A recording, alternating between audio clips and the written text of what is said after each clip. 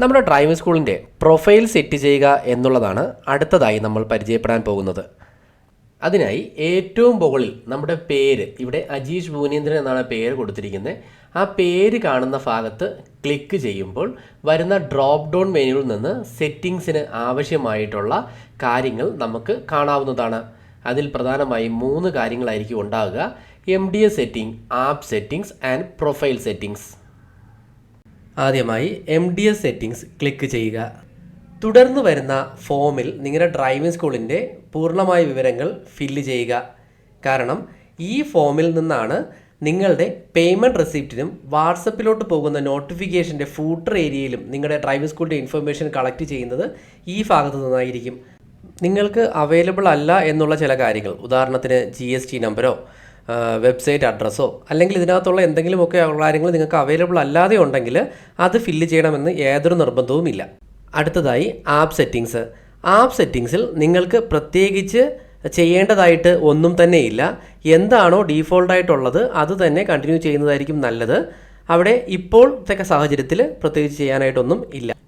അവസാനമായി profile settings ആണ്. Profile settings എന്നാൽ നമ്മൾ ആരാണ് ലോഗിൻ ചെയ്തിരിക്കുന്നത്. ഇവിടെ അജീഷ് ഭുവനേന്ദ്രൻ എന്ന് പറയുന്ന ആദ്യത്തെ സ്റ്റാഫാണ് ലോഗിൻ ചെയ്തിരിക്കുന്നത്. അപ്പോൾ ആ വ്യക്തിയുടെ ബേസിക് ഇൻഫർമേഷൻ ചേഞ്ച് ചെയ്യുക എന്നുള്ള പർപ്പസിനാണ് പ്രൊഫൈൽ സെറ്റിംഗ്സ് ഉപയോഗിക്കുന്നത്.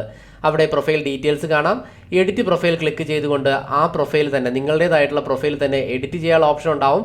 ചേഞ്ച് പാസ്വേഡ്, അതായത് ഇപ്പോൾ തന്നിരിക്കുന്ന പാസ്വേഡ് അഡ്മിൻ തന്നതോ അല്ലെങ്കിൽ MDS ഇ മാനേജറിൻ്റെ അതോറിറ്റി തന്നതോ ആയിരിക്കുമല്ലോ. ആ പാസ്വേഡ് ചേഞ്ച് ചെയ്ത് പുതിയ പാസ്വേഡ്, നിങ്ങളുടേതായ പാസ്വേഡ് കൊടുക്കാനും ഇവിടെ നിന്ന് സാധിക്കും. ചേഞ്ച് പാസ്വേഡ് ചെയ്യുമ്പോൾ പ്രത്യേകിച്ച് ശ്രദ്ധിക്കേണ്ടത്, നിങ്ങളുടെ നിലവിലുള്ള പാസ്വേഡ്, കറണ്ട് പാസ്വേഡ് ആദ്യം കൊടുത്തതിന് ശേഷം മാത്രമേ ചേഞ്ച് പാസ്വേഡ് എന്നുള്ള പ്രൊസീജിയർ അക്സെപ്റ്റ് ചെയ്യത്തുള്ളൂ. അതുകൊണ്ട് നിലവിലുള്ള പാസ്വേഡ് കൊടുക്കേണ്ടതായിട്ടുണ്ട്. പിന്നെ നിങ്ങളുടെ പുതിയ പാസ്വേഡ്, ന്യൂ പാസ്വേഡ് എന്നുള്ളതിലും കൺഫേം പാസ്വേഡ്, അതേ പാസ്വേഡ് നിങ്ങൾ റിപ്പീറ്റ് ചെയ്തും കൊടുക്കുക. പുതിയ പാസ്വേഡ് കൊടുക്കുമ്പോൾ ശ്രദ്ധിക്കേണ്ട കാര്യം, ഒരിക്കലും മറ്റൊരു വ്യക്തിക്ക് അസ്യൂം ചെയ്യാൻ പറ്റുന്ന രീതിക്കുള്ളൊരു പാസ്വേഡ് ആയിരിക്കരുത് കൊടുക്കേണ്ടത്. ഉദാഹരണത്തിന് പേരോ മൊബൈൽ നമ്പരോ 1 മുതൽ 10 വരെയുള്ള നമ്പറുകളോ അത്തരത്തിലുള്ള നമ്പറുകളോ ഒന്നും തന്നെ ഒരു കാരണവശാലും കൊടുക്കരുത്. അതിൻ്റെ അർത്ഥം നിങ്ങളുടെ അക്കൗണ്ട് അത്രയും പ്രൊട്ടക്റ്റഡ് അല്ല എന്നുള്ളതാണ്. അത്രയും ഓപ്പൺ ആക്കി വെബ്സൈറ്റ് പോലെ പ്രദർശിപ്പിക്കുന്നത് പോലെ ആയിപ്പോകും. അതുകൊണ്ട് എപ്പോഴും നിങ്ങളുടെ പാസ്വേഡ് വളരെ സ്ട്രോങ് ആയിരിക്കണം. അതിനായിട്ട് പറയുന്ന മാർഗ്ഗനിർദ്ദേശങ്ങളെന്ന് പറയുന്നത്, ഒരു ക്യാപിറ്റൽ ലെറ്റർ, ഒരു സ്മോൾ ലെറ്റർ, ഒരു നമ്പർ, ഒരു സ്പെഷ്യൽ ക്യാരക്ടർ എല്ലാം തന്നെ വരുന്ന ഒരു മിശ്രിതമായിരിക്കണം നിങ്ങളുടെ പാസ്വേഡ്. അത്തരത്തിലുള്ള ഒരു പാസ്വേഡ് ഒരിക്കലും ഒരു വ്യക്തിക്കോ അല്ലെങ്കിൽ ഏതെങ്കിലും ഒരു മെഷീനോ ഒരിക്കലും അത് അസ്യൂം ചെയ്യാനായിട്ട് പറ്റത്തില്ല. എത്രത്തോളം പാസ്വേഡ് കോംപ്ലിക്കേറ്റഡ് ആവുന്നോ അത്രത്തോളം തന്നെ നിങ്ങളുടെ അക്കൗണ്ടും സുരക്ഷിതമായിരിക്കും. അതുകൊണ്ട് നിങ്ങളുടെ പാസ്വേഡ് വളരെ പ്രൊട്ടക്റ്റഡ് ആയിട്ട് ചെയ്ത് നിങ്ങൾ എവിടെയെങ്കിലും നോട്ട് ചെയ്ത് വെച്ച് കൊണ്ട് ഉപയോഗിക്കുന്നത് തന്നെയായിരിക്കും എപ്പോഴും നിങ്ങളുടെ അക്കൗണ്ടിന് സേഫ്.